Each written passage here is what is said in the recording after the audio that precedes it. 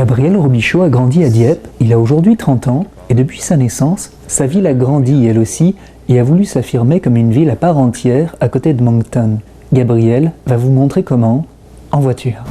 Voir Dieppe par les yeux de Gabriel Robichaud, c'est aussi la voir à travers le regard d'un poète dont l'œuvre est très marquée par ses origines. Le recueil de poésie Les Anodins est à bien des égards inspiré de situations, de vécus,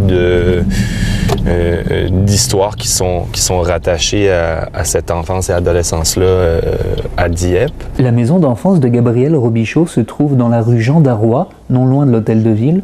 Il se sent déjà pourtant en banlieue. Et pour moi, disons, si on s'imagine banlieue nord-américaine, ce genre de décor-là, paysage avec les maisons comme ça, pour moi, c'est un peu l'image que je m'en fais. Gabriel Robichaud retrouve la sensation de se trouver en banlieue au fur et à mesure qu'il constate la façon dont Dieppe s'est étalée en se peuplant. Tout ça, ça n'existait pas quand j'étais jeune. Tout est devenu progressivement plus gros, tout est devenu progressivement plus grand, tout s'est progressivement étalé aussi. Puis, ce qui devenait des espèces de centres, tranquillement avec l'étalement, c'est créer d'autres petits centres.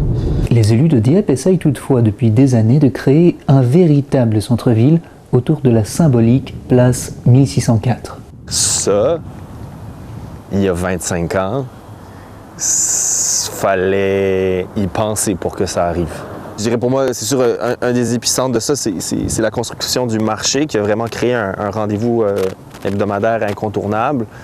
Moi, je viens beaucoup à la librairie La Grande Ourse ici, le Centre des Arts de temps à autre, mais je dirais que autant on a pu se moquer au départ, autant c'est quand même en train de s'imposer. Vous pouvez retrouver le dossier de l'Acadie Nouvelle à propos de Dieppe cette semaine dans votre journal papier ou sur notre site internet.